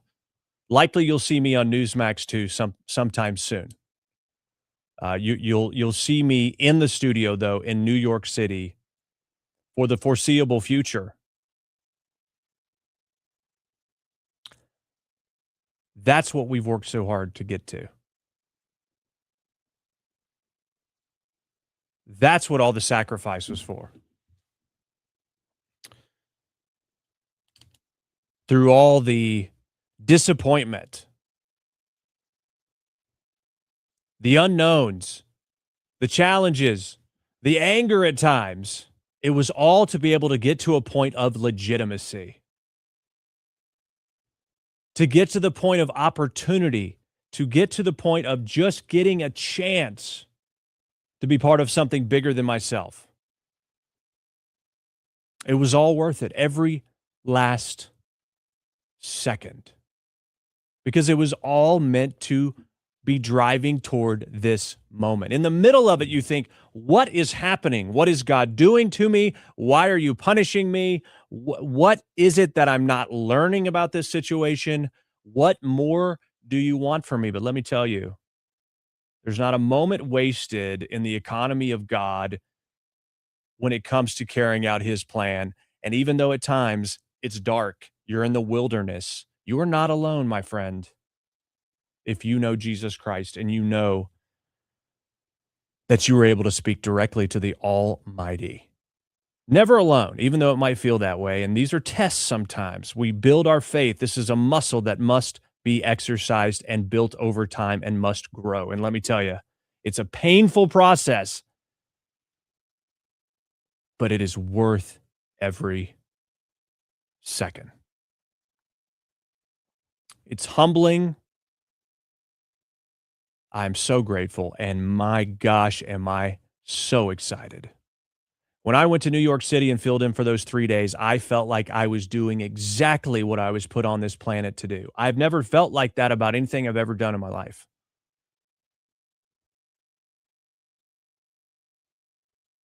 I hope one day you could experience that because it was amazing. I didn't really actually think that I could feel that way doing work, but I did.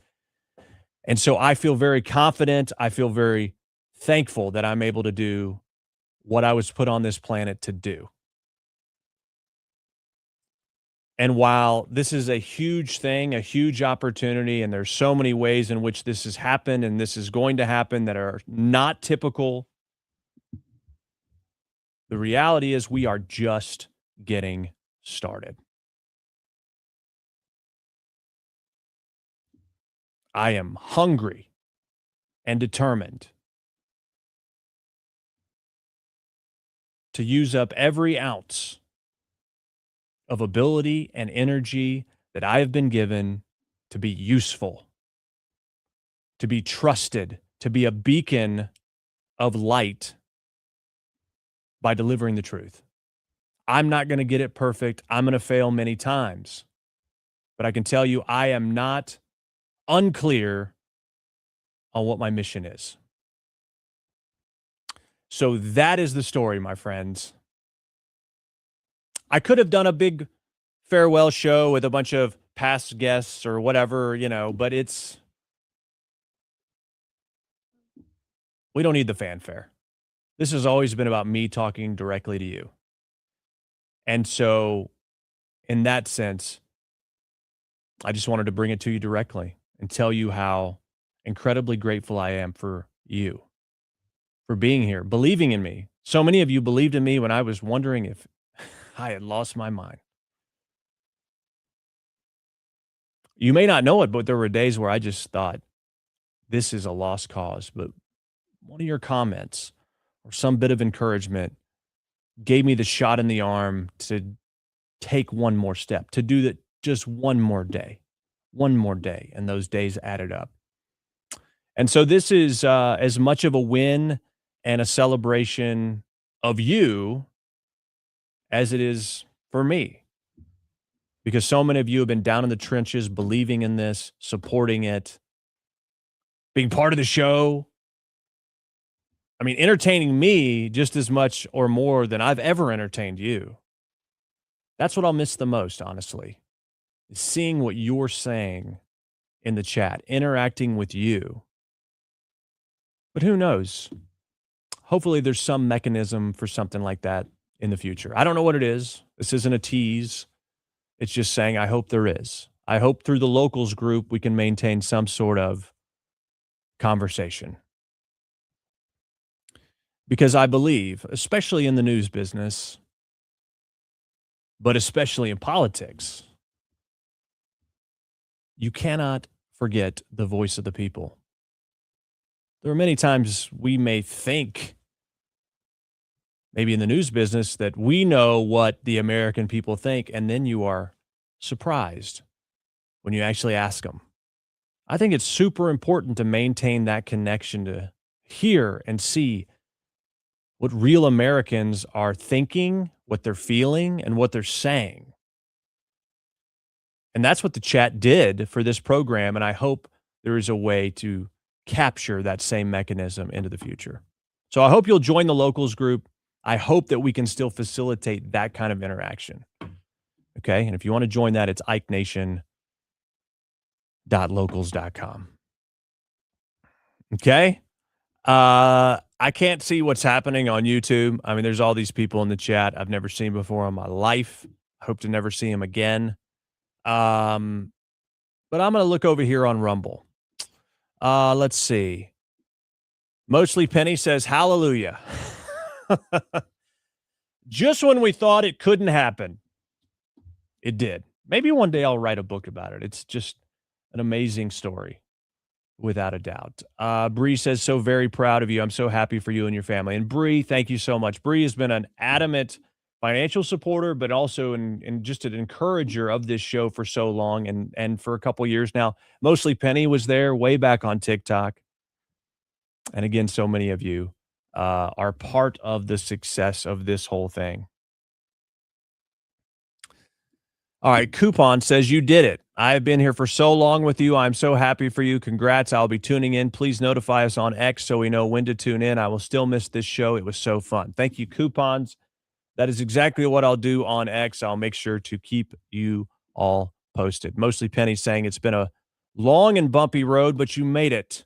On-air Trump voice will be hilarious. Yeah, we'll see how I can deploy that.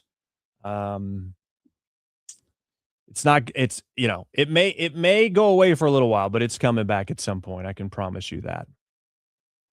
David Sling, you guys gave him the strength to keep going. Indeed, David Sling, very much part of that, as well as MAGA Mima, right?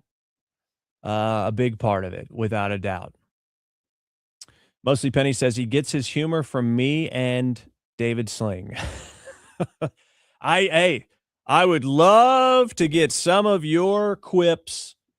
I'd love to maintain access to some of those because they are many times inappropriate, but most times quite funny. Mostly Penny says he has a face for radio.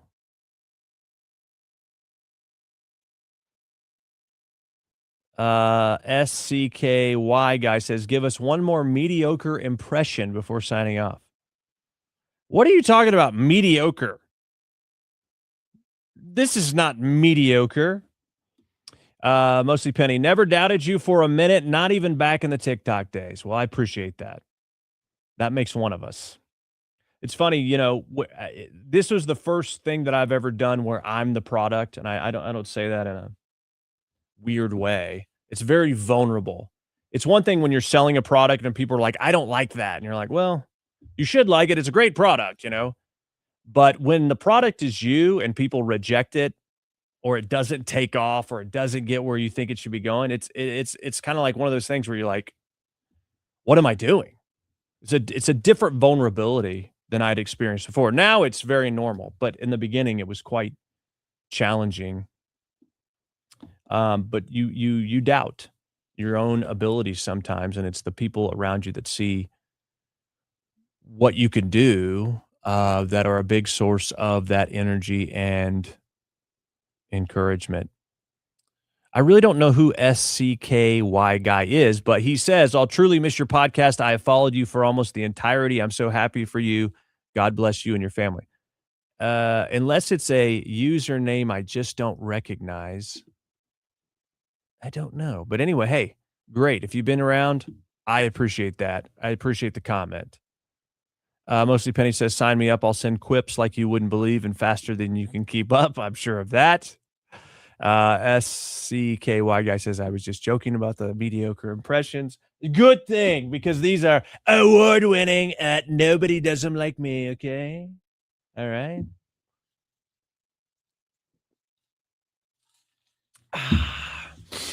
And then you have, Bill Clinton. I tell you what, I did not have sex with her. Not a single time. And, Obama. Obama's a bad one. Not true. It's not true. Yeah. Hopefully, there will be a place for some of that in the future. We'll see how it goes. It depends on a lot of different things. I hope you'll stay in touch. I hope you'll follow me. And I hope you will continue to pray for me and my family in this transition, because it is a big, big transition for a lifelong Southern group of people, lifelong Southerners.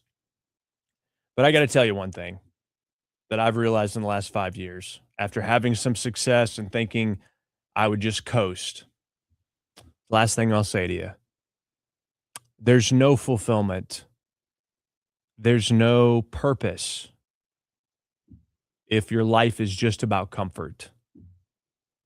At least for me. The most miserable time in my life is a time when I didn't have to work for money, but had no purpose in what I was doing. It's counterintuitive, I think, to our culture. I mean, it's sort of like once we achieve success, life is perfect. If someone's not telling us what we have to do, life is perfect. If we don't have to worry about where money's coming from, life is perfect. Let me tell you, what most of us don't realize is how having someone tell us what to do, or even having customers tell us what they need, and having to do things to make money, they actually keep us in a space of purpose to where we at least are utilizing our skills. I'm telling you right now, having enough money doesn't solve things. Chilling and not having any responsibilities is not fulfilling. I took about 6 months off, and I'm just telling you, I did not like my life. I'd built up this idea in my mind that if I just get to this place, if I just get to this place, if I just do this, and I don't have to worry about any of these things, I'll be happy. What I realized in this last 5 years is true happiness comes from purpose. True fulfillment comes from a mission. And that as long as I'm living and am healthy, I will never retire. I can't do it. I learned that about myself. I can't do it. I'm grateful for that lesson, although it was painful in the process.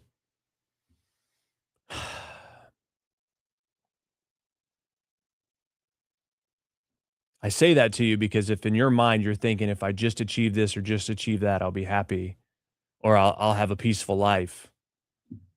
While you may not like every day you go to work, or every responsibility you have, or every time you have to take care of your kids or do this, you have a purpose.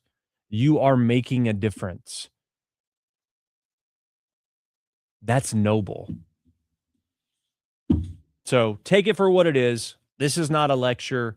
This is not, oh, hey, look what I know and what you haven't figured out yet. It's just, hey, this is what I thought would be the case, and here's what it actually was. And my gosh, was I wrong? And I'm telling you, this is what happened. Take it or leave it. But I'm grateful for the journey. And, you know, even in that process, some of the things that I thought I was insulated through some of my success, and some of those things, I trusted the wrong people, to do investments in some certain, real estate and things like that. And those things went sideways. And so basically, like this idol that I had relied on as a safety net went away. And I realized that God used all of those things to keep pushing me in a direction to drive hard toward this goal and to be faithful in it. And I messed that up plenty of times, believe me. But I'm grateful for what he's taught me through this. And I hope that I can be a good steward of what he's given me. And I hope that I can provide value and to and to be someone who is worthy of your trust and watching, whatever I do in the future. I know it's something that has to be earned without a doubt. So anyway, I don't want to ramble too long. I really appreciate you indulging me in this announcement. I, again, am so grateful for all of you. God bless you. I wish you much success. And I know our paths will cross one way or another, but I just appreciate your encouragement along the way. Do not be a stranger. And make sure you join us over on the Locals channel, ikenation.locals.com. Okay, all right. We got some old names in the chat. I can't just ignore them. You used to call me Sucky Guy, but it stands for South Central Kentucky Guy. Man, that must have been a while ago. I'll take your word for it. A lot of this stuff runs together. Nate says, I've been with you since TikTok days. Your show will be missed. Thank you, Nate. I wish we would have heard from you a little more in the chat the last year or so, but I remember those days on TikTok. Nate was always there. Always there. Thank you, Nate. Appreciate that. Mostly Penny says, thank you for the truth most of all. Yeah, the truth doesn't belong to me, but I believe I am entrusted to be a messenger of it. So thank you for that. That's what it's all about. Gonna need a much bigger flashlight for the truth in New York City, says Mostly Penny.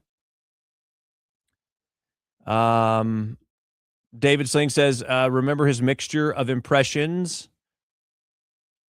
I've loved the trip. There's been a lot of great moments. I mean, the things that we have experienced together, whether it was the Trump assassination, the election of 2024, Charlie Kirk's assassination. I mean, there's just the inauguration. I mean, we've experienced so many amazing moments together here in the last few years. Eli Boy says, shout me out. What's up, Eli Boy? And when did you get a Rumble account? That's what I'd like to know. Mostly Penny says, make your brother take over the show. Well, he better pay me for the 5,000 plus followers I've amassed. I will miss your content. It was the best on the internet and fun. Well, that's a huge compliment. Thank you, Coupons. That is fantastic. Thank you all for your comments. Appreciate that. I'm sorry if you're commenting over on YouTube. That's just, there's so many other comments in there that I cannot sort of weed through them to find people that are like decent. Here on the last day, they're still ranting and raving about Trump. So we really do have problems in this country with mental illness, and it's sad. And my hope, I mean, this is what I do for, this is why I do what I do. And that is just the hope that people will learn something and then begin their own journey to start researching the truth and recognize, oh, well, I've always been told this. And then go look into it and go, oh my gosh, I didn't. Okay, this is interesting. What else have I been lied to about? That is the crown jewel of what I'm doing here. That's everything. It is to create that possibility. And so I hope that we get to continue to do that. Mostly Penny says TikTok at night was crazy. That's when it got crazy. That's when it got real crazy. I'm glad those videos aren't archived. You know what I'm saying? Some of the costumes I wore, you know. Okay, I gave you a shout out. You're good. All right. That's going to do it, my friends. It is time to sign off. I want to say thank you to my friends at Right Side Broadcasting for carrying the show and collaborating with me. Thank you all so much. Remember, if you want to follow us in the future, my X feed is at Ike Wingate. It's on the bottom of your screen, as well as Instagram at Ike Wingate. That's primarily where I will be posting content from now on, and I will keep you posted on what's going on. If you want to join the locals group, you can do that at ikenation.locals.com, and I will try to keep you guys up to date with a little more exclusive info in there. And it's also a way that you can support a little bit about what we are doing.